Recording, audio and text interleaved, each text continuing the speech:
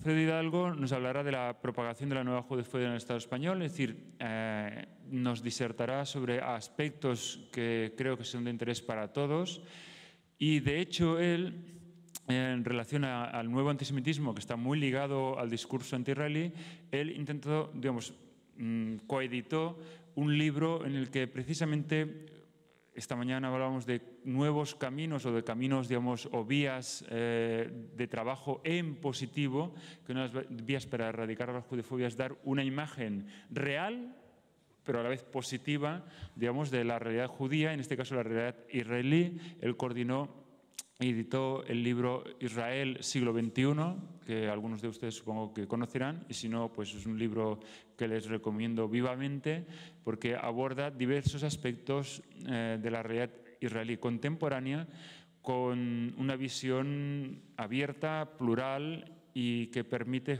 precisamente digamos, disminuir este prejuicio del cual hoy nos hablará, pero digamos, de lo que ocurre en negativo. Alfredo, tienes la palabra.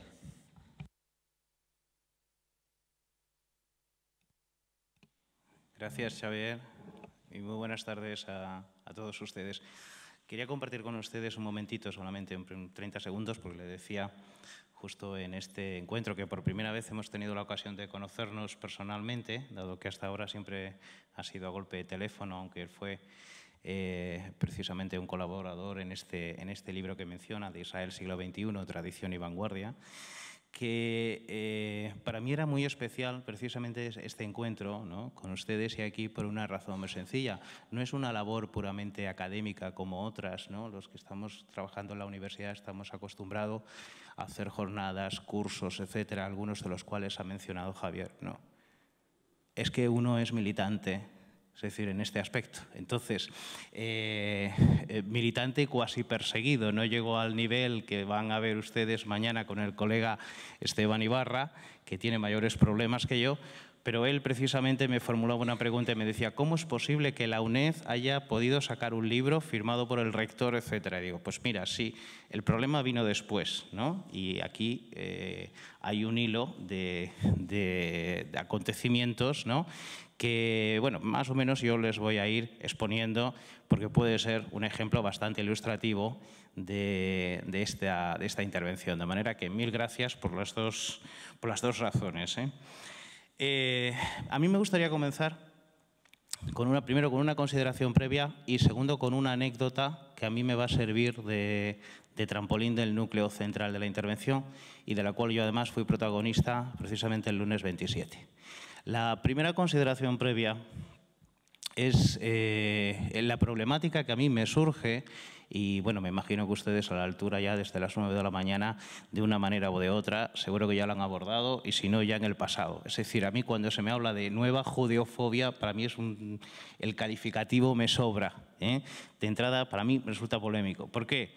Porque si uno es riguroso desde el punto de vista lingüístico, la judeofobia como tal, es fobia hacia el judío o hacia lo judío, que no es precisamente miedo, sino odio, ¿no? ¿Y cómo se manifiesta esta judeofobia? Los resultados que tienen son siempre los mismos, es decir, es la acusación, es el insulto, es la descalificación, es la agresión verbal o física. Bien, bueno. Entonces, es como un melocotón en el que si yo me desprendo de la piel y me desprendo de la carne, la semilla que me queda sigue siendo la misma, es la fobia. La piel no es más de cómo se manifiesta, cómo se expresa, cómo se exterioriza, da igual la simbología que se utilice. Y la carne no son más que los propios fundamentos ideológicos. Me es indistinto que sea una razón religiosa, que sea una razón racial, o que sea hoy claramente una razón política y además todo esté mezclado. No sé si me explico. Yo distingo la forma y el contenido y, por tanto, me quedo directamente con que, desgraciadamente, es un tema de fobia y, por tanto, algo que nos ha venido acompañando a lo largo de toda la existencia.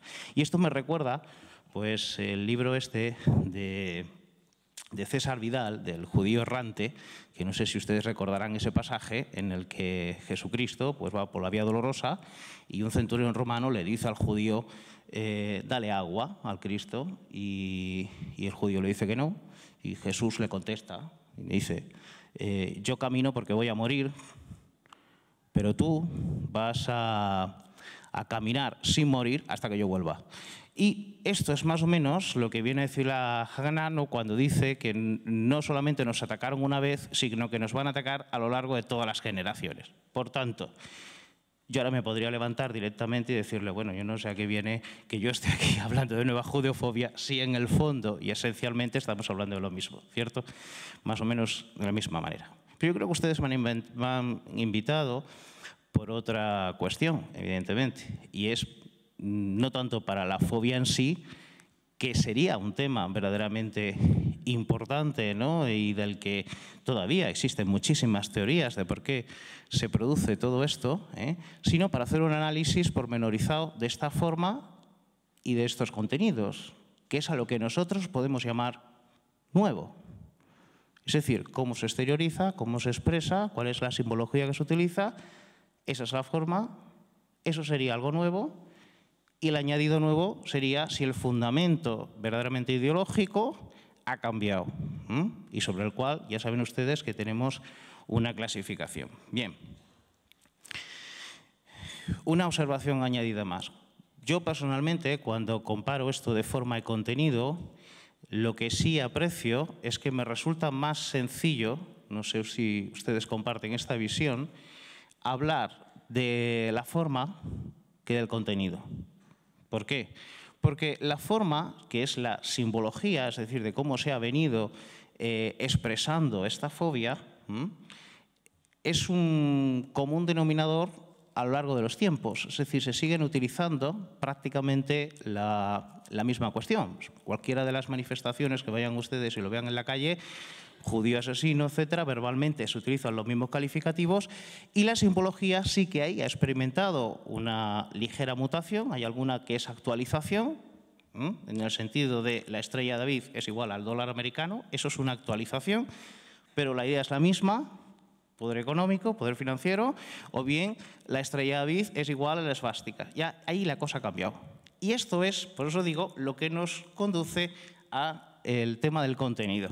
Por eso le digo que desde el punto de vista, en la balanza, la forma me resulta mucho más fácil de analizar que el contenido. Ahí es donde está la cosa distinta. Bien, esta es la consideración, en fin, previa, ¿no? Y a modo de introducción, pues permítanme que les traiga a colación esta anécdota, ¿no? El 27 del mes pasado, el 27 de enero, tan solo unos días, nosotros en Cádiz, mi hermano, que es el presidente de la comunidad de allí, pues celebramos una efeméride, era Cádiz-Haifa 70 años de esperanzas. ¿Por qué? Porque de allí se zarparon barcos con refugiados judíos y ese día, el 26, salió el último barco con refugiados judíos para allá, ¿no? Bien. A mí me tocó una conferencia sobre testimonios personales, es decir, de refugiados que habían estado en Cádiz durante un mes, algunos lo dejaron por escrito, otros fueron directamente por Skype con judíos de allá. Y quise terminar de una manera, a través de una reflexión. No olviden ustedes que estamos en Cádiz y Puerto de Santa María. Y yo les decía a la gente, hay que ver estos 70 años cómo ha cambiado el mundo y cuánto han cambiado las personas que viven en ese mundo. Porque precisamente el poema que yo les voy a recitar es de un conciudadano nuestro, cuyas obras, cuando fueron publicadas las obras completas en el año 88, no se incluyó este poema.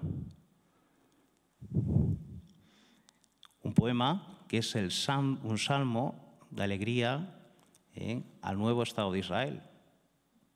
Versos tales como alabado aquí Hosanna, la tierra prometida, alabado Israel con la garganta entera, por sus viejos soldados, sus nuevos guerrilleros. Fíjense ustedes. Y les dije, el autor de este poema fue Rafael Alberti. Imagínense personas que han conocido a Alberti, que han seguido teniendo relación con la esposa y que de pronto, ahora que tanto hablamos de memoria histórica, etcétera y tal, caen en la cuenta que eso que oyen hablar del sionismo era de izquierdas.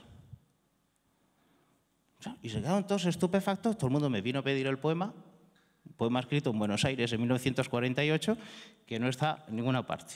Bien.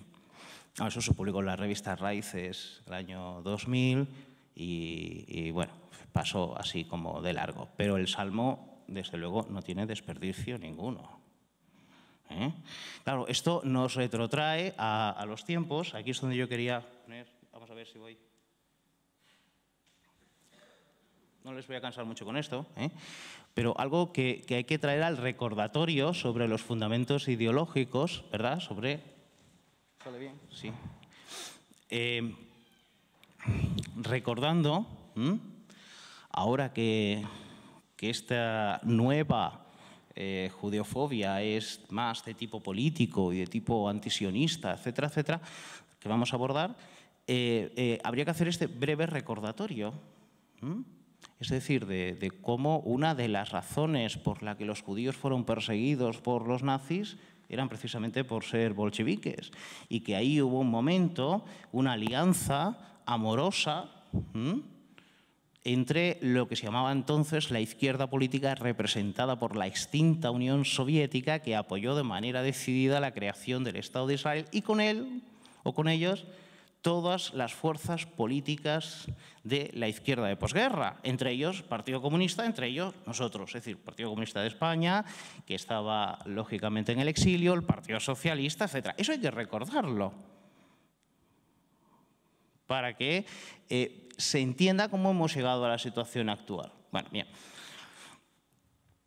Independientemente del carácter socialista de Ben Gurión, etcétera, en fin, que todos ustedes conocen, la historia, saben ustedes que desgraciadamente se trunca, el cambio de rumbo, Israel mirando hacia Occidente y la relación se rompe, su vinculación después de la Unión Soviética con los países árabes, y ese movimiento estratégico es el que lleva a todos los partidos políticos y a todas las corrientes de esa izquierda, de ese socialismo marxista de la época, a cambiar, ¿no? Una ruptura que se hace claramente manifiesta ya en la guerra del año 67.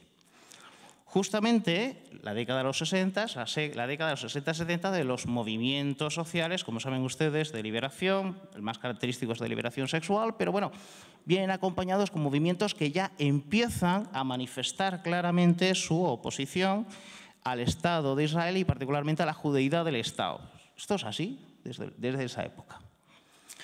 Y cuando creíamos que, bueno, después de la hecatombe, de la desaparición del muro de Berlín, pues bueno, se nos decían de que era el fin de las ideologías, etcétera, sabemos perfectamente que hay un revival que se manifiesta desde unas estructuras distintas, no son solamente partidos políticos, sino movimientos sociales que empiezan a surgir con todos los sismos que ustedes quieran, y que, lógicamente, empiezan a resucitar, ¿no?, ese viejo socialismo marxista adaptado a la actualidad, ¿no?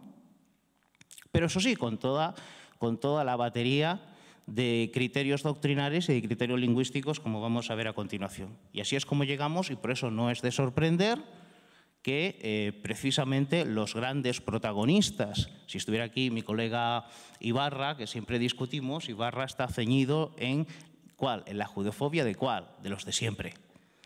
Es decir, de la extrema derecha, de los que están ahí, indudablemente. Claro, no estamos en Francia para estar temblando y no estamos en otros países de Europa en donde están gobernando, sea a nivel municipales o en otras unidades de las organizaciones territoriales. No es el caso de España.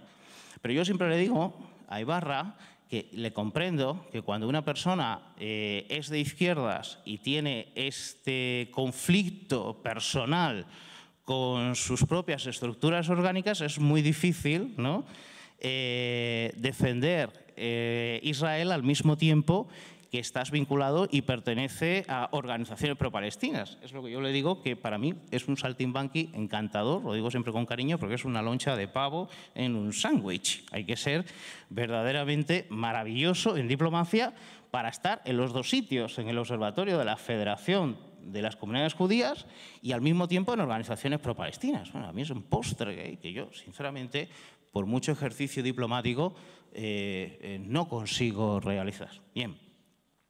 Bueno, entrando más en la forma, a mí me parece que toda esta renovación de las doctrinas del socialismo, etcétera, de antaño, se ha ido trasladando, se dice mucho, y ustedes lo habrán oído, se ha trasladado los mitos de la judeofobia al Estado de Israel, ¿verdad? Eso lo han oído decir ustedes, ¿no? Los mitos del medievo, los mitos de la edad moderna y contemporánea al Estado de Israel. Sí, pero también ha habido una traslación ideológica en ese plano, en el campo ideológico. ¿Por qué? Porque fíjense ustedes que toda la batería de recursos lingüísticos del doctrinario del socialismo real se utiliza contra Israel. Ejemplo, explotación, opresión, imperialismo, lucha armada, resistencia, vulneración de la legalidad. Es decir, todo esto que se aplica de crítica al propio sistema de producción capitalista se está utilizando contra Israel. ¿Por qué? Porque Israel se ha convertido, lógicamente, en el escenario de la confrontación ideológica.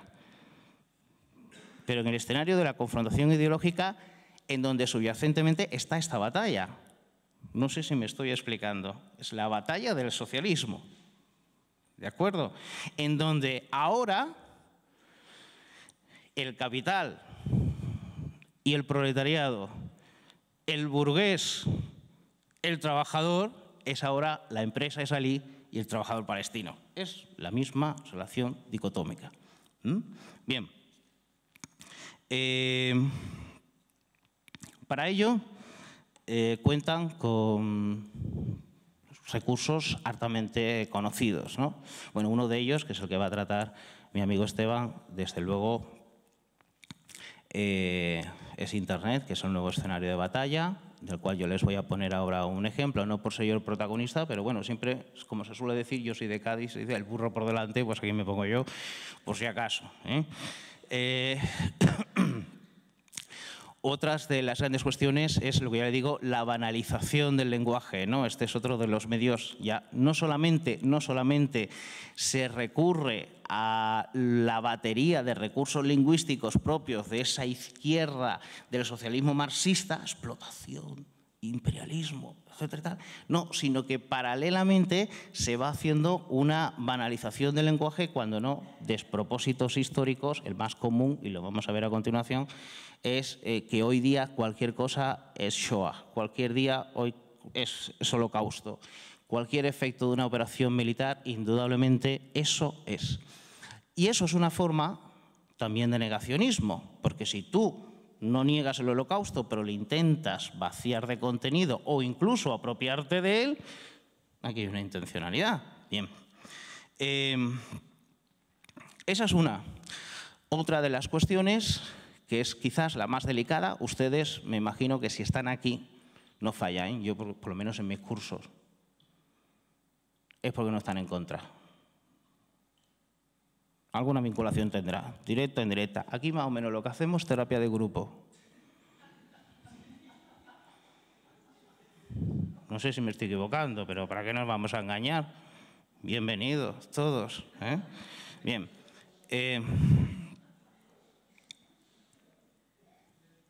Porque todos tenemos, metafóricamente hablando, cadáveres de amistades a nuestro alrededor, cuando hemos tratado estos temas, ¿no? Incluso la gente por nosotros considerada moderada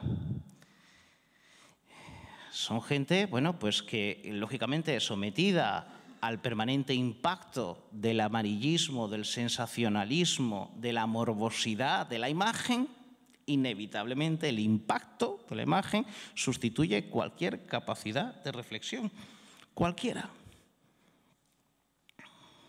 Y esa es una lucha que todos y cada uno de nosotros tenemos todos los días. Ese es otro recurso.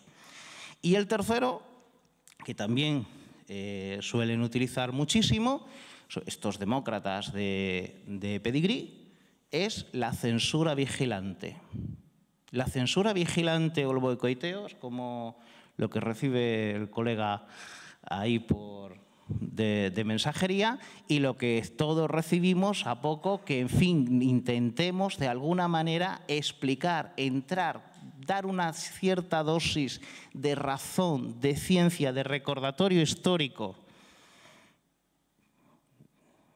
Yo ya me puedo esperar que si algún día recito en público en la fiesta del Partido Comunista el poema de Alberti, me dirán que estaba colocado. Sinceramente. Permítanme que les ponga un ejemplo para que no chupen tanta imagen conmigo. Oye, ¿esto cómo va? Yo voy para acá, abajo, y se mueve. Ah, se mueve solo. Bueno, esto es parte, voy a pasar esto muy rápido. Yo le digo el burro por delante, pero bueno, esto ha sido la campaña de este verano, que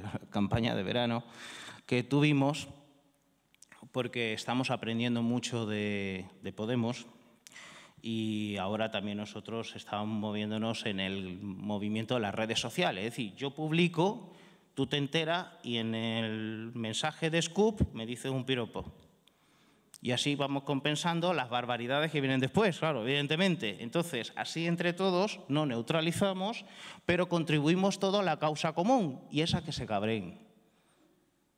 Pues claro, le ofenden, hasta ahora era campo abierto. Yo no sé ustedes, pero el otro día, cenando con el embajador, precisamente, me lo comentaba, me decía, es que efectivamente está dando resultados. A ver, es un 5%, en fin, para cómo está la situación, pues está bien.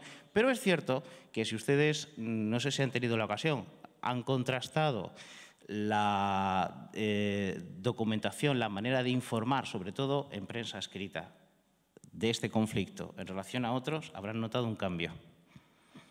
Hay un cambio. Y hay un cambio, ¿por qué? Porque bombardeamos a los medios, porque damos más información, etcétera. Yo mismo, que hago programas para Televisión Española, ahora estoy haciendo uno sobre los árabes cristianos en Israel, que vamos a ver por dónde sale, y recuerdo que uno tenga que coger y decirle a la Televisión Española que para enterarse de lo que está pasando es mejor ver la televisión egipcia, porque uno está viendo una realidad distinta, ¿no? Pues eso les hiere. Claro. Y cuando no es uno, sino somos muchos los que vamos, pues bien. Y otro, pues ya damos un paso y nos exponemos. Vean ustedes que ahí, bueno, esto es un artículo relacionado con la muerte de los cristianos y demás, pero bueno, parte de la campaña esta que empezamos a hacer. Este es de La Razón sobre el tema de la parcialidad, una reflexión sobre la famosa Comisión de Derechos Humanos de Naciones Unidas, porque la gente no sabe quién compone la Comisión de los Derechos Humanos, y es importante ver la tarjeta de acreditación de los países que lo componen. Y verán ustedes que tienen un historial magnífico y ejemplar, claro. Ahora empieza uno a entenderlo, pero aquí hay que ir facilitando esto. Y aquí es donde, bueno, pues si ustedes han tenido esta experiencia, pues verán que les dedican a uno piropos tales como cuánto ha cobrado el autor del ente sionista. Claro, les vuelvo a decir lo mismo, es decir, la utilización del doctrinario, del enemigo, porque todavía efectivamente, el socialismo, ese socialismo que para muchos puede ser anacrónico, decimonónico, etcétera, añejo, sigue siendo el modelo de sociedad moral para mucha gente, cuidado, y eso es muy respetable. Pero para que ustedes vean cómo la batalla por la cual Israel está en el top 10 de los conflictos, ya puede estar Burkina Faso ardiendo, Sudán sin agua, en fin, cualquiera de los acontecimientos internacionales, que Israel es la diana. Y si Israel es la diana es porque precisamente, paralelamente, hay una confrontación ideológica en este plano, ciertamente. Bien, bueno, voy a pasar de este En fin, esto me lo han leído ustedes en más de una ocasión. A mí me rejuvenecen, me ponen profesor ayudante y estas cosas. Bueno, se agradece. Oiga, que la gente, yo no sé ustedes, pero hay muchos judíos que no celebraban Hanukkah o el Pesaj hasta que le han perseguido en los sitios correspondientes, ¿eh? Y que esto crea unidad, ¿eh? Y hay que ser positivos en este plano. Es decir, igual que la judefobia es terrible y es enormemente hostil, pero también produce un proceso de autoafirmación, hasta tal punto de llegar incluso a celebrar cosas que no se celebraban, por procesos de asimilación, por procesos de secularización, por lo que sea, pero tiene un efecto positivo también. Bien. Espero que no me malinterprete de que esté haciendo una alabanza de esto, porque ya entonces cuando me puedo retirar. Hay unos... Estoy pasando todo esto, aquí voy. Este es uno de mis favoritos, Romeu.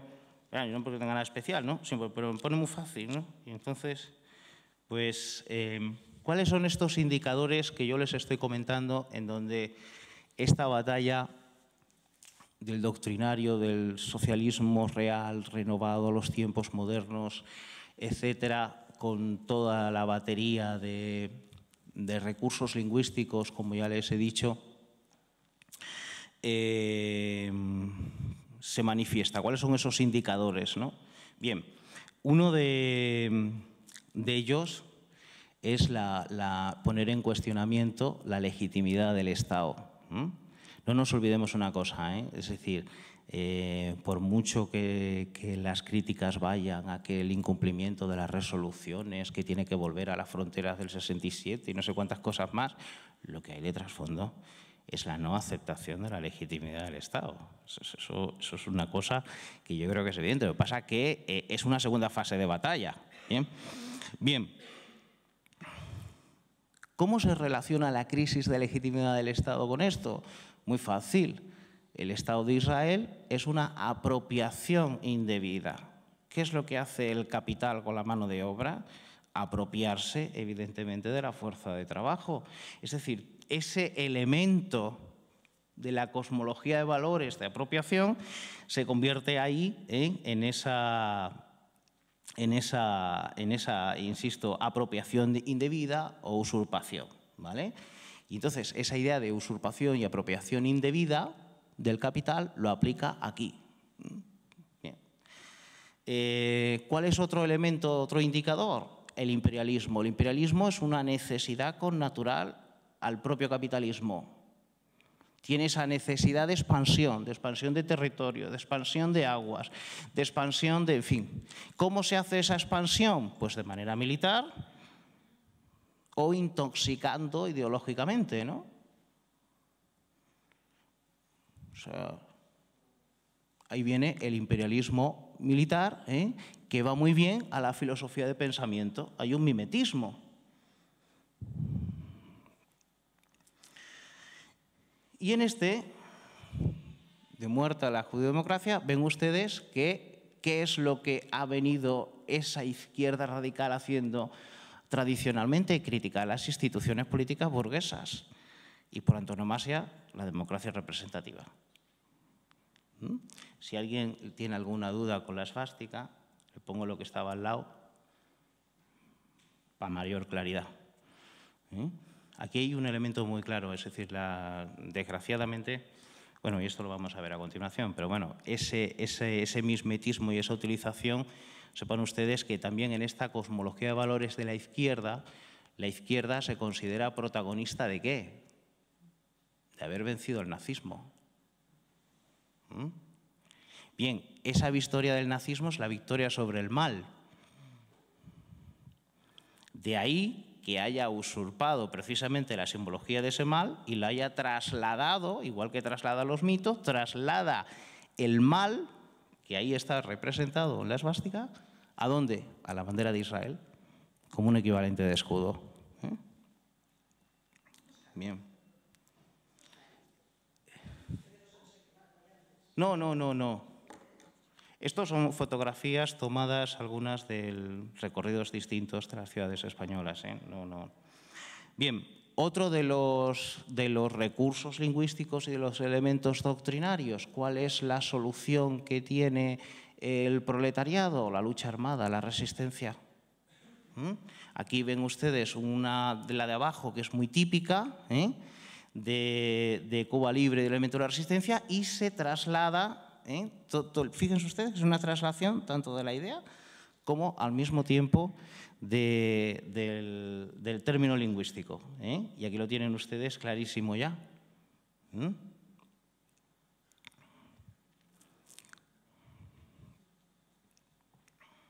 Ya sabemos que esta gente tiene una doble vara de medir, que por supuesto se agrupan precisamente, es que no es una pura coincidencia, es decir, que se agrupan ideológicamente con países afines que ideológicamente, es decir, tenemos a Venezuela, tenemos a Bolivia, tenemos a Irán, etcétera, ¿no? Es decir, que no es una mera cuestión de, atención, vamos a ver cómo lo digo, de esa judeofobia antigua que se pueda tener por los prejuicios del inconsciente colectivo que nos vienen a todos, ¿no? A todos nos han dicho alguna vez, eres judío, tienes dinero, eres judío, eres listo. No, hay judíos tontos, hay judíos pobres, hay judíos tal, y tiene que uno que dar 1000 explicaciones de estas cosas. No, no es un producto del inconsciente. Quienes hoy se dirigen de esta manera, además son claramente identificables, porque por fortuna, al menos en España, ese lobo que creíamos que habíamos aniquilado en la Segunda Guerra Mundial se está afilando los colmillos en Europa. Y aunque a la hora de utilizar la simbología es muy torpe, porque la simbología y los fundamentos ideológicos son los mismos. Lo que pasa es que ahora tiene otro enemigo en casa. Pero estos, los nuevos, ¿de acuerdo? Como pueden ver ustedes, utilizan una manera de expresión, utilizan una simbología que difiere ligeramente del asunto. Eso de la estrella de David igual a esvástica, eso es muy típico de esta gente. En la extrema derecha la esvástica va directamente y desgraciadamente en el 100% de los casos a una lápida judía. Está clarísimo. El símbolo es el mismo, pero dónde se pone y cómo se pone es donde deja la sospecha del autor.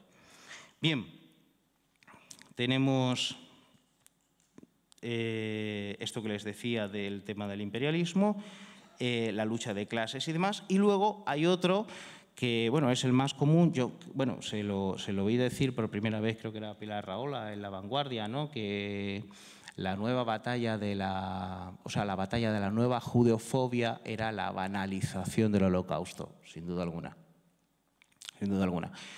Pero hay que dar un paso más en el análisis, porque la banalización del Holocausto también tiene una estrategia muy clara, indudablemente, en todo este proceso, ¿no? El de clase oprimida. Y ahora hay que hacer la traslación ideológica. Bueno, ahí tienen un ejemplo claro de lo que les comentaba de la lucha de clases, ahora trasladado al binomio Israel, empresa, trabajador palestino, de cuello azul, aunque este está medio desnudo, pero la simbología es exactamente la misma. Y entonces, para mí, personalmente, no sé si ustedes comparten esta idea, pero la banalización del Holocausto para mí es similar al negacionismo, por una razón. Vean ustedes, ahí tienen un ejemplo. No se niega el Holocausto, ¿de acuerdo? Lo que sucede es que la banalización del Holocausto lo que pretende por los usurpadores es precisamente vaciarle del contenido y el fundamento moral. Y todo el mundo sabe que, desgraciadamente, sin ser el único, pero la Shoah es uno de los fundamentos del Estado de Israel, de la creación del Estado de Israel. Por eso es tan común. Entonces, aquí se puede aplicar varios niveles. Para mí, personalmente, es lo que yo llamo negacionismo por difamación. ¿Por qué? Porque, como pueden ver ustedes, volvemos a lo mismo, escoger la realidad del Holocausto, el hecho histórico mismo, la conceptualización con todos sus elementos, el horror, y compararlo con resultados que son sin duda terribles, pero que son productos de conflictos, son productos de operaciones militares y que vemos en todas partes. Esa es una manera de difamación, porque es una difamación histórica a todas luces, ¿no? Aquí tienen ustedes otro ejemplo, bastante similar, entre el muro del gueto de Varsovia y el muro de Sharon. Luego hay otro muy parecido a él, pero que ya da un paso en intensidad, que es lo que llamo el negacionismo por comparación. Esto podría parecerlo, pero no es así. El negacionismo por comparación es que yo admito lo terrible del Holocausto y yo me voy a apropiar de esa misma legitimidad.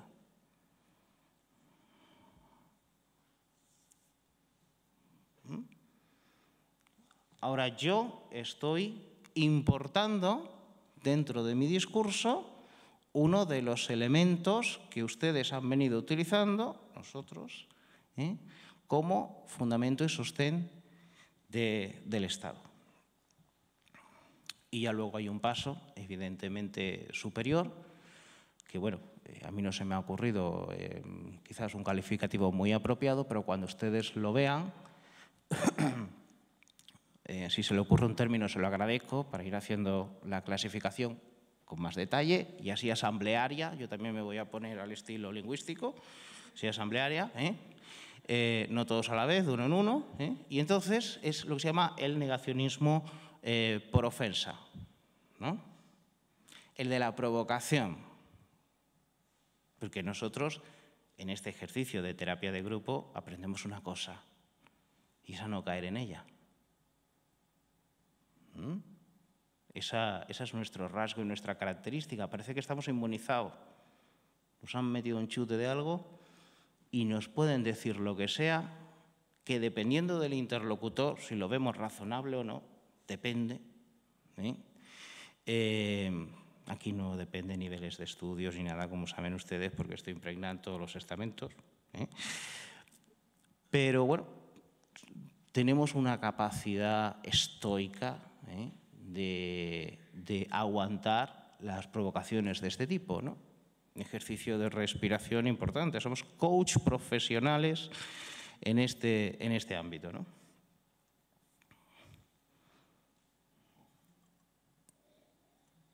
Lo más curioso de esta foto, que no se ve, es que no era una marcha pro-Palestina. Ya puede uno manifestarse porque ha subido la luz, ya puede uno manifestarse por cualquier otra causa, que los mensajes están. Yo tengo muchos amigos que, en fin, son personas razonables, son comunistas. Yo siempre les digo, no somos perfectos, ya ves que yo tengo mis imperfecciones, tú también tienes las tuyas. Digo, pero desde luego a mis amigos polacos no los traigo yo, no vaya a ser que veo una bandera roja. Pues claro, como aquí la gente se asusta por determinada simbología de nuestra historia política, se olvida que si uno tiene un amigo checo o de Estonia y ve una bandera roja, sale corriendo también, evidentemente, porque, en fin, le trae recuerdos, ¿no? Yo no sé si ven ustedes eso, pero ahí, pues, en fin, vendo jabón de judío. Y bueno, esto hay que trascender las fronteras. Hay que trascender las fronteras para ver esto. Esto es lo que permite la globalización. Y aquí hay un debate que yo no sé si ustedes han oído o no. Se dice, la judeofobia fue trasladada al mundo árabe por los europeos. No sé si ustedes conocen esa teoría. Como no hay consenso, la dejamos ahí. Ahora bien, que se retroalimenta ahora la judeofobia europea de la judeofobia de los países árabes es un ejemplo clarísimo. Esto todavía no se ve aquí.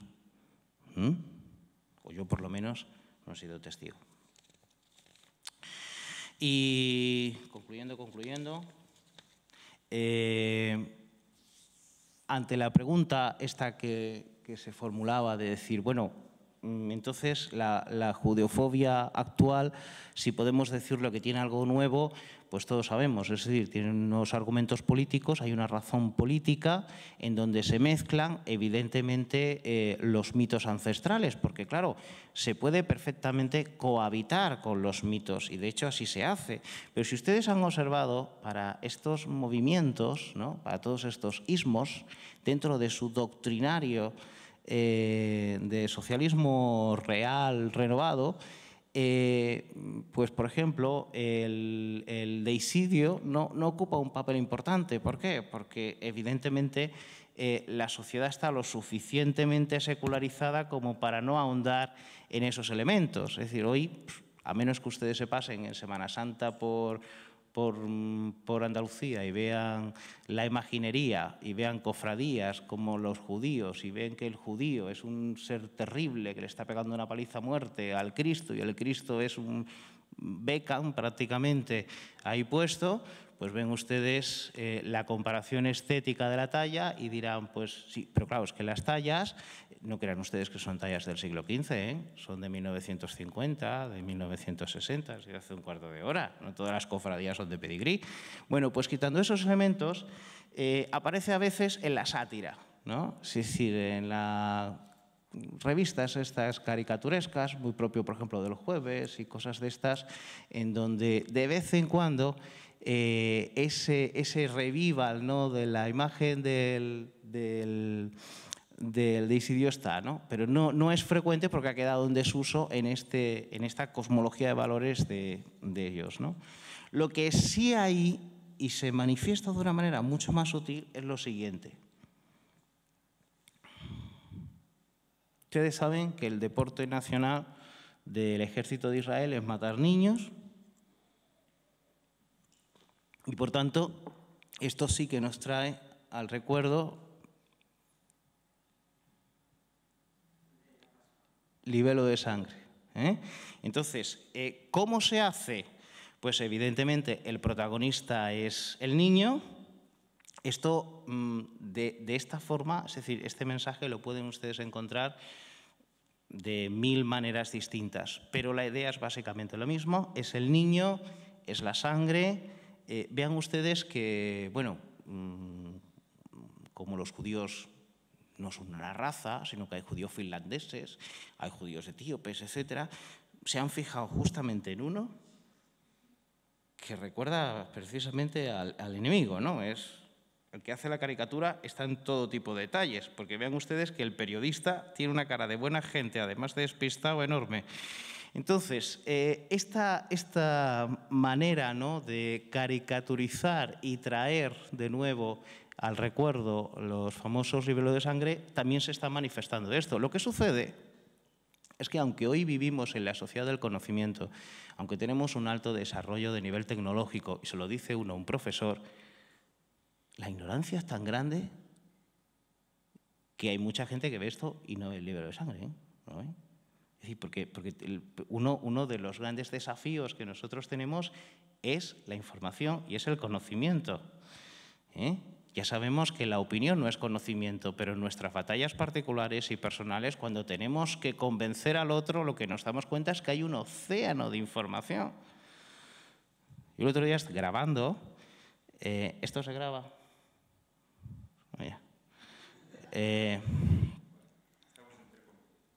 Si estamos en internet, ¿no? Sí, bien, bueno. En fin, bueno, pues grabando para el programa con una chica encantadora, árabe, cristiana y jordana, ¿no? Entonces, pues, en fin, la persecución de los cristianos y tal. Y ya saben ustedes que los árabes tienen aquí un chip que inmediatamente le salta y te suelta la propaganda. Puede uno estar hablando de cualquier cosa que salta la propaganda. Y entonces, pues, el equipo técnico no es precisamente muy neutral tampoco. Es decir, tiene una sensibilidad, un oído especial, un paladar colgado aquí en donde ese mensaje le encandila. Y, claro, se estaba grabando. Y uno, cuando empieza a hablar de la ocupación y ve que hasta le brilla, no la cámara, sino los ojos del que está filmando, el otro por el otro lado, etcétera, claro, uno tiene que interrumpir y decir, perdone, la ocupación se refiere a la suya del 48 al 67, que se anexionaron Cisjordania y Jerusalén. ¿Es esa ocupación la que ustedes están hablando? La de la resistencia palestina es la del septiembre, ¿no? Septiembre negro. Ustedes eran resistencia, los de ahora son terroristas.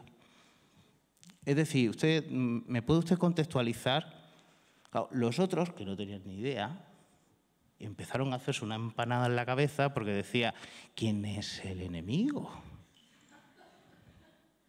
Claro, esta grabación yo no sé qué es lo que vamos a hacer. Dice, no, nosotros recortamos. No, esto no es recortar. Esto es censurarlo directamente. Pues esto no puede salir. Claro, ¿qué tipo de programa estoy haciendo en el que yo, enojado, estoy discutiendo con una persona que viene a hablarme de la persecución de los árabes cristianos? Pero el chip cuela. Y el público lo tiene. Eso sin duda. Bien.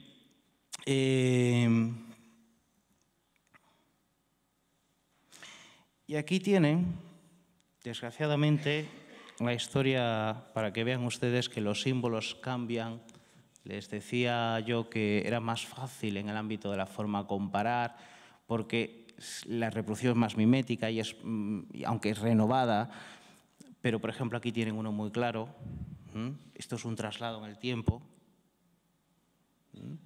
Y aquí, nuevamente, la simbología que hay es el de la conspiración judío mundial, el judío representando el sistema financiero, los poderes financieros, el sistema bancario, en fin, ¿no? Recuerden ustedes, por ejemplo, que este país que se caracteriza porque desayunamos todos los días un caso nuevo de corrupción, cuando detienen a alguien, por Madrid ya no sé si llevamos 7 u 8 ayuntamientos ya que prácticamente están cerrados, vamos. Nunca sale el señor, por ejemplo, Bárcenas, no sale Bárcenas cristiano ni Bárcenas católico, ¿no? Madoff sí es judío. Entonces, ese elemento de que están detrás de la conspiración. Y bueno, falta un cuarto de hora para que la crisis del sistema financiero internacional en el que estamos inmersos, pues esté detrás la mano. Esa es una foto, o sea, una caricatura, y lo he traído, que se lo decía, esto es una joya que yo me encontré en casa de mis padres, esto es pura propaganda del año 43, se llama La garra del capitalismo judío, no tiene desperdicio ninguno. Si ustedes cogen la primera foto, y es de 1943, verá cómo la manera de la demonización, de la satanización con los rasgos en los rostros y demás se sigue reproduciendo en la actualidad. Y aquí es donde yo le contaba, hay una pequeña sucesión, ¿no?, de cómo se identifica. Claro, vean ustedes que el dólar también es la simbología del mal para esta gente, en esa traslación. Volvemos con los tópicos. Vean ustedes que aquí el elemento de distinción es diferente, depende de dónde, el autor es distinto. Y aquí lo tenemos claro. Bien, y yo no me quiero extender más, pero quiero hacerles una cuestión. Por concluir, bueno, si de alguna manera, a mí me cuesta hablar de nueva judeofobia, francamente, porque, y desgraciadamente, la fobia es la misma. Lo que hay es que cuantificarla y lo que hay es que seguir estudiando e investigando por qué todo esto sucede, ¿no? La forma y los fundamentos van a seguir, desgraciadamente, reapareciendo en la historia. Ya le digo que Yo, por más que pueda ser optimista antropológico, pero son muchos años de civilización y esto es uno de los desafíos a los que nos tenemos que enfrentar, ¿no? Lo que sí ha cambiado, indudablemente, es que hoy tenemos incorporado pues, unos nuevos actores que por razones puramente estratégico-políticas en su día fueron aliados de la causa, sostuvieron el noble ideal, se cambiaron de bando, abandonaron la historia y ahora fabrican una nueva. Esta es, en todo caso, la nueva judeofobia, ¿no? Que es la que intenta, en todos los medios, pues, desilenciar todo aquello que esté relacionado con Israel, ¿no? Yo en mis viajes, en la UNED ya saben ustedes que salimos a examinar, salimos de curso y yo aprovecho porque es una ocasión que tenemos para conocer el país o el Estado. Nadie va a Valdepeñas por puro destino, pero bueno, la UNED te permite conocer Valdepeñas. Y entonces, ayer eres un artista cuando entras, ¿sabes? No te conoce nadie. Y entonces, pues siempre en esto, yo tengo una batalla personal cuando me veo con la gente de la red de juderías, con los concejales y demás. Estoy del mundo sefardí hasta aquí, de los boquerones de vinagre, de todo esto, de verdad. Es una cosa, pero yo entiendo que desgraciadamente es el único camino fácil que tenemos, digamos, porque es el único espacio en el que todavía no lo invaden. No está invadido, pertenece al pasado. Otra cosa muy distinta es cuando uno intenta dar y contribuir a dar una imagen completamente diferente de Israel para que la gente que no sabe tenga una noción distinta. Y ahí es donde estamos enfrentándonos todos, da igual que si viene un físico de una universidad israelí a dar una conferencia sobre física, se la van a reventar, eso lo saben ustedes, solo porque es israelí. Y desgraciadamente este tipo de atentados los padecemos todos, ¿no? Yo organicé este curso, es un curso sobre antisemitismo, uno de los muchos, como ven ustedes, en colaboración del Centro Sefarat, como siempre, y del Movimiento contra la Intolerancia, que mañana tienen ustedes al colega, a Esteban Ibarra, ¿no? Y bueno, en esta introducción a mí se me ocurrió decir lo que pienso y vean que al final, las últimas líneas, pues decía la estigmatización alentada en la dictadura y por la peculiar traslación de los prejuicios hacia la izquierda política, ¿no?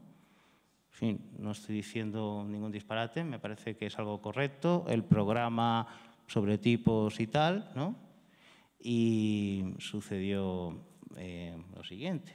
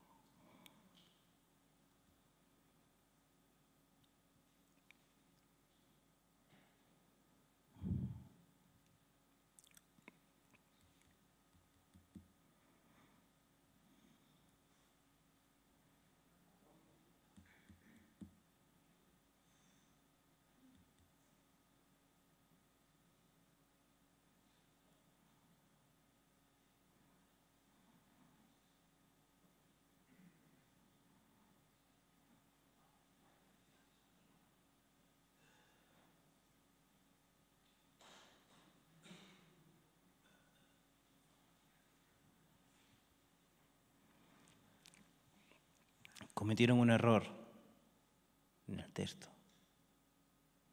Y es que ponen las críticas que se hacen al Estado de Israel, cuando tendría que decir a los diferentes gobiernos de Israel. Porque si tú dices las críticas a Israel, nuevamente te estás desvelando, estás criticando la legitimidad del propio Estado. Ahí se le coló la las líneas de presentación. Bueno, por fortuna el curso se celebró, los que se apuntaron fueron como ustedes, encantadores, hicimos una terapia de grupo, salimos relajados todo y en fin, aquí paz y después gloria. Muchísimas gracias.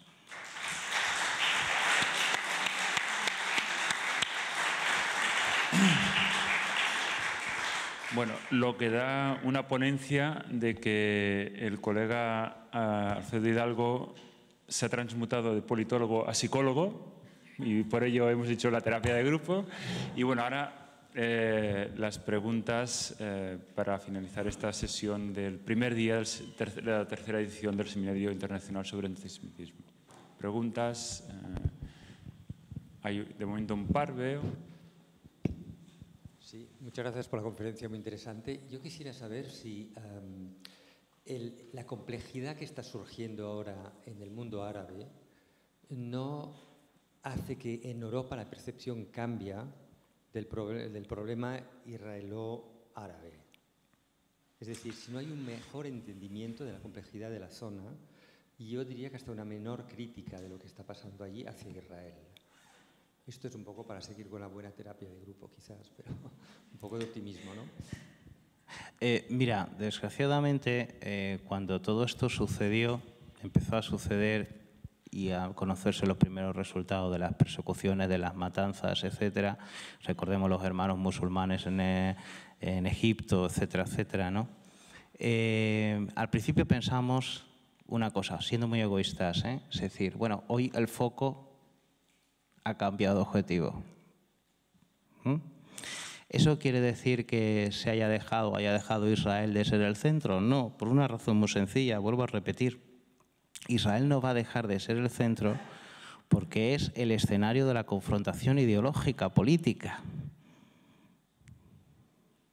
Esta misma gente apoyan claramente regímenes de dudosa naturaleza democrática. Y sin embargo, pues bueno, siguen en su propia campaña de difamación, esperando, sabiendo, además, que la provocación a la que se está sometida, lógicamente, el propio Estado de Israel, pasado mañana van a volver a ser protagonistas, lo saben muy bien. Entonces, es verdad que el ciudadano medio puede llegar a pensar y decir, bueno, vamos a ver, esto que está sucediendo ya de entrada cuantitativamente, si nos ponemos así, ¿no? Es decir, cuantitativamente debería de llamar más la atención y la sensibilidad, pero vuelvo a repetirte que desgraciadamente eso no se produce por una razón muy sencilla y está fuera del sentido común. Este es un país cristiano, tendría que tener solidaridad con los cristianos y por tanto tendría que haber un seguimiento. El artículo mío iba sobre eso, Y sin embargo, no tiene esos resultados, en absoluto. Ten presente que nuestros equipos de fútbol, los dos grandes, llevan una etiqueta muy, muy importante, que si la gente supiera lo que eso significa a nivel social, a nivel político, habría que cambiar el dibujo. Es decir, que desgraciadamente los acontecimiimientos actuales gravísimos y que sabemos que son muchísimo más terribles, ¿no?, de los que, en fin, acontecen en Israel, no puede ser utilizado ni para bajar la guardia en este ámbito, porque sabemos que pasado mañana sucede algo y volvemos a ser los protagonistas una vez más, Y es por una razón, es decir, esto es lo que intento transmitir. Si un Estado que todo el mundo sabe que es en kilómetros cuadrados en superficie la provincia de Badajoz, centraliza la cuestión política mundial, eso es porque hay ese debate, ese enfrentamiento ideológico de esos mundos que creíamos que habían desaparecido y que no, que sigue estando ahí. Es mi opinión. Siguiente pregunta. Hola, a ver, lo de la terapia de grupo me ha encantado. Como traducir a una especie de colectividad que está más favorable a unas ciertas tesis, en el sentido de que yo creo que aparte de este toque psicológico hay un componente cultural muy intenso, en el sentido de que se utiliza el Estado de Israel pero con un desconocimiento brutal, desde un lado desde el otro. O sea, a ver, el señor Mas se va a Israel, oh, qué país más bonito, que de las piedras hacen naranjos y zumo de naranja y Silicon Valley, y todo son tópicos que hay gente dentro de la Generalitat que probablemente lo tiene estudiado y tal, pero se superficializa mucho las cosas y se intenta utilizar Israel para 1000 historias, porque francamente yo creo que hay bastante poca cultura, y estos seminarios por lo menos te ayudan a entender cosas que están en el aire, pero que lo que fastidia un poco es el hecho de que, bueno, en diarios tipo El País, etcétera, haya estas viñetas. Cada cuatrimestre tengo 2 cursos. Hay uno de Europa en Sombras, este es el Holocausto para profesores, después volveremos con otros 2, pero volvemos a lo mismo, esto es un club de fans, es lo que es, ya está. También la gente necesita certificado en sus vidas curriculares, en fin, también tenemos una función social, pero sí que es cierto que bueno, la batalla, yo creo que es una batalla, fíjate, esto es como todo, ¿no? Yo recuerdo la batalla de la liberación homosexual, ¿no? Sobre todo los estereotipos. ¿Cómo se soluciona eso? Saliendo del armario. ¿Cómo se sale del armario? Contaminando alrededor. Cuando tú ven que tú no eres un demonio, automáticamente ya no le salen las cuentas. Por eso se ha llegado a ese proceso de normalización. Si nosotros vemos ese proceso de normalización, automáticamente habremos hecho esa conquista. Por ejemplo, cuando ha sido lo de la operación militar, ¿no? Yo decía, pues mira, yo no sé si resulta que hay que ver, los beduinos, por ejemplo, están en el ejército y son grandes rastreadores. Los mismos han entrado en Gaza. No saben que hay beduinos en el ejército, o no saben que hay circasianos en el ejército, y que son los más fieles, o no saben, por ejemplo, que hoy las mujeres árabes cristianas están apuntando al servicio civil nacional, por lo que sea, ¿no? Una investigación que, por cierto, espero poder realizar este marzo, ¿no? Todo eso les trastorna. En el campo por ejemplo, en mi área, en trabajo social, sucede lo mismo. Es decir, esa ignorancia que tiene de la enorme diversidad social, en un foro, por ejemplo, en trabajo social, ¿no? En un congreso, donde tú presentas una conferencia y en donde ellos automáticamente ven que el trabajador social consideran automáticamente que es judío y el usuario es palestino, y le dice que hay trabajadores sociales que son beduinos, trabajadores sociales que son drusos, trabajadores sociales que son árabes cristianos, trabajadores sociales, en fin, distintos, todo eso es un elemento de contaminación porque les distorsiona la imagen. Ahora bien, no seamos optimistas, ¿eh? Es decir, eso depende de la capacidad de penetración mental que tenga la persona. Hay gente que es esa pared y sobre la cual ya le puedes tú argumentar racionalmente que no va a ser posible el convencimiento. Sin embargo, hay un amplio sector de la población, yo en eso confío, se lo decía a Lior Hayat cuando estaba de portavoz, y ahora Hamutal, ¿no? Me decía, ¿pero tú crees verdaderamente que hay antisemitismo en España? Digo, mira, yo lo que creo es que hay una mayoría silenciosa en España espectacular. Y 4 gatos, que hay más organizaciones que gente que se manifiestan, no sé si ustedes lo han visto. Pues salen 30.000 organizaciones, todos son socios de la misma y salen los que salen, ¿no? Y hay una minoría ruidosa. Luego es cierto que dentro de esa enorme mayoría silenciosa hay gente que sí es permeable a este elemento receptivo de conocer esa realidad. Y es en donde nosotros personalmente trabajamos, pero trabajamos fuera de los estándares de la universidad, porque te vuelvo a decir, tú montas cualquier cosa de esto mismo, y esto es un reclamo para nuestros fans. Ahora, yo salgo y me voy a tomar algo fuera y estoy con personas que sé que están afectadas por el impacto visual de la imagen, y entonces yo le digo que yo desconozco si el piloto que lanzó la bomba era judío o podía ser beduino, o podría ser circasiano. Y le intento mostrar que el ejército de Israel está compuesto por otros elementos.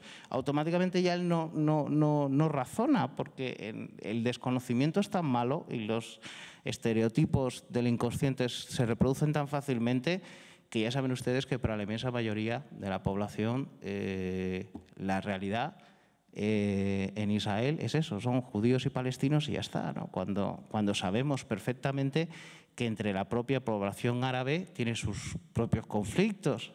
Una vez que estás allí, tú sabes que si hay una grabadora te van a soltar el elemento de la propaganda, pero si sueltas la grabadora te van a decir cosas confidencialmente.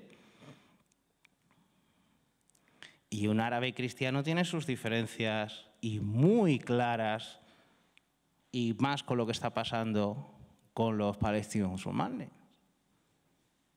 Y un druso también tiene sus diferencias. Y un beduino, no te olvides, un beduino antes que nada es su familia.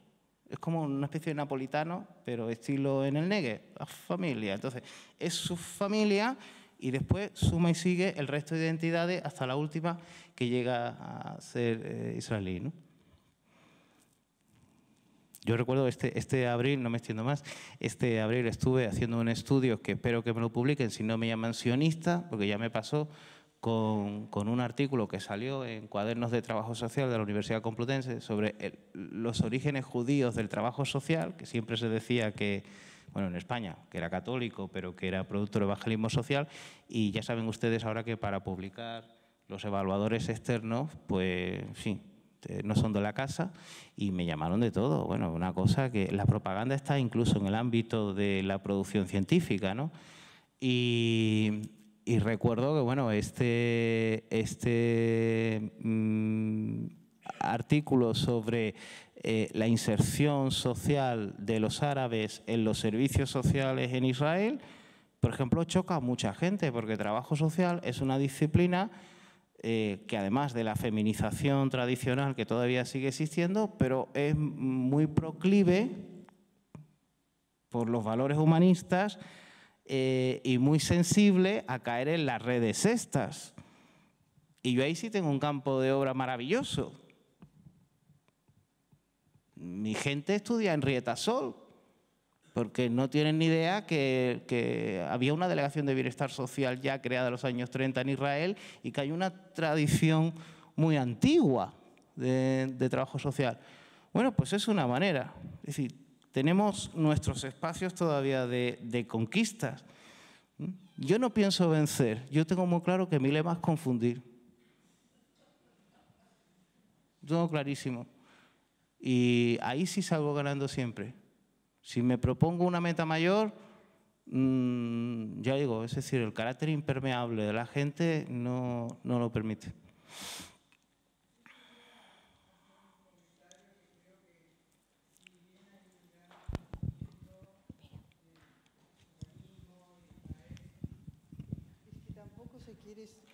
Tampoco se quiere saber, la gente no quiere saber. Es más sencillo, como más viejo que la rueda, buenos y malos. Yo estoy del lado de los buenos, ¿no? Por supuesto. Y entonces el malo es el otro. Entonces no hay una intención de la propia gente intelectual y gente que ha tenido acceso a la cultura y que ha podido aprender o saber o por lo menos interesarse. No hay ningún interés de cuestionarse porque, bueno, pensar cansa. Y entonces no se quiere pensar. O sea, no es esto que esté fomentado desde instituciones, desde la tele. Yo no conozco un solo documental de Israel que no aparezcan los ortodoxos de Jerusalén tirando piedras a los autobuses. No aparece ningún hospital donde hay árabes trabajando como médicos, como enfermeras, siempre el documental que pasan en la tele, que es lo que la mayoría de la gente ve, es más que tergiversado, siempre dando el tópico, ¿no? Siempre dando el tópico del religioso ortodoxo cuando no es la mayoría en Israel, ¿no? No se pasan las grandes poblaciones árabes que viven en Israel, pueblos con miles y miles de familias que viven al lado de un kibutz y nadie se está matando. Entonces tampoco la gente quiere saber. Lo cuentas y no lo creen. Directamente no te creen. Y creo que es también, bueno, como esto es una media terapia de grupo, y yo soy psicóloga y estoy de acuerdo que es una terapia de grupo, por eso no viene aquí nadie, porque yo si estoy en desacuerdo con alguien, lo primero que hago es leer lo que dice. A ver, bueno, voy a leer lo que dice el enemigo para poder combatirlo, por lo menos, ¿no? Enterarme de cuál es su argumento. Y por eso aquí no hay nadie que no esté más o menos a favor de que, digamos, todos los prejuicios antisemitistas desaparezcan. Porque no quieren, es más cómodo. Y por eso siempre se repite la misma historia con viñetas más o menos modernas, ¿no? Creo que también es una cuestión de la idiotización de la gente, de no cuestionarse y de no dudar de lo que te enseñaron tus padres. Por lo menos dudar. Dudar y escuchar qué dice el otro, ¿no? A ver, yo por eso quería hacer esa distinción. Vuelvo a decirte, nos vamos a tropezar con personas que son totalmente opacas, impermeables a cualquiera. Ya puedes tú entrar en razones y tener argumentos de peso que son personas que son impermeables, ¿no? Ese tipo de batalla está perdida ya. Con eso solamente nos queda convivir, ¿sabes? Cohabitar con ellos y ya está. Y cuántas veces no hemos hecho, igual que los países, hagamos un pacto de neutralidad, tú no me hables de, yo no te hablo de, y verás tú, sin que bien nos lo vamos a pasar juntos. Pues ya está, cerrado el asunto. Sin embargo, yo sí que hablo de esa mayoría silenciosa que hay en España. Yo entiendo, claro que lo entiendo perfectamente, es decir, la gente que además en una situación económica como la nuestra, que lo está atravesando mal, el ciudadano medio de a pie, España tampoco es un país de grandes lectores, no lo olvidemos, pues bueno, es un consumidor pasivo de las noticias y así es como se conforma lógicamente su interpretación de la realidad, ¿no? en el exterior. Si eso va acompañado de imágenes, pues indudablemente eso ciertamente es difícil, ¿no? a la hora de trabajar. Pero yo personalmente en ese aspecto, en ese medio, me muevo mucho más cómodo en ese elemento de toxicidad que yo puedo hacer. Toxicidad confundiendo. A mí me funciona, sinceramente, me funciona extraordinariamente bien. Este técnico, que es el que me ha preparado está loco perdido ya. Ya no sabe lo que piensa. Te lo puedo asegurar, ¿eh? No es pro-israelí, pero ya no sabe la verdad. Porque bueno, antes tenía una. Duda. Claro, antes tenía una verdad, ahora ya no la tiene. Entonces, hay que saber distinguir entre esos segmentos sociales de personas razonablemente, en fin. Ten presente que esto también influye mucho en el nivel de ideologización y politización de la persona. Ojo, porque las personas que no están ideologizadas y politizadas en ninguno de los aspectos, ¿sabes?, pues son mucho más fáciles de entrar. Eso, ahí hacemos primavera. En los otros, otoño. Pero ya está. En fin, yo creo que eso es una baza importante y mira que se lo digo como profesor, para mí es frustrante. Sí, curso de expertos, publicaciones de Israel, curso de este tipo. En fin, parece que estoy haciendo mi currículum vitae X puesto. No, yo estoy haciendo esto. ¿Tiene rentabilidad? Pues no, tengo un club de fans, que es lo que tengo, pero si soy honesto conmigo mismo y con ustedes, ¿no?, a quienes me debo, en esta intervención, pues evidentemente tendré que decir, no señor, es decir, la gente los niños no se acercan a mí por aquello de porque quieran que yo le ponga en duda sus existencias particulares, no. Ahora, sí que es cierto que en los otros medios, pues sí que funciona mucho. Y yo ahí cuando me decía, yo soy politólogo, pero bueno, soy hijo adoptivo de trabajo social. Y trabajo social es una cancha impresionante, porque ahí hay un rojerío, en fin, monumental, ¿no? Yo siempre decía, cuando yo estaba en presenciales, ¿no? Yo siempre decía, yo el año que viene cumplo 20 años ya en la docencia, ¿no? Y claro, la gente en presencial era muy jovencita. En la UNED son todos, en fin, unos más mayores, otros, en fin, hay de todo. Y toda distancia. Entonces, la cuestión esta, yo decía, hay más mujeres que hombres. Las mujeres son más beatas y los niños son rojos. Eso lo decía yo en trabajo social. Y no fallaba. Si el nivel de politización de los niños era mayor que de las niñas en ese plano, ¿no? Pero a mí me ha permitido un campo en el que, vuelvo a decirte nuevamente, Israel se estudia en mi asignatura obligatoria. Yo la he metido. Y se estudia trabajo social. Y tienen que tragarse una parte de la historia política, porque ellos tienen que aprender que los servicios sociales y las políticas públicas que nosotros tenemos es producto de la historia política de nuestro país. Y a mí me contestan en Melilla estupendamente los exámenes. Quiero decir que cada uno, si encontramos nuestro espacio, si encontramos nuestra pecera, pues evidentemente podemos hacer una labor más productiva en eso. Yo por lo menos así sinceramente lo creo, ¿eh? Bueno, pues muchas gracias, Alfredo Hidalgo. Yo pienso así como...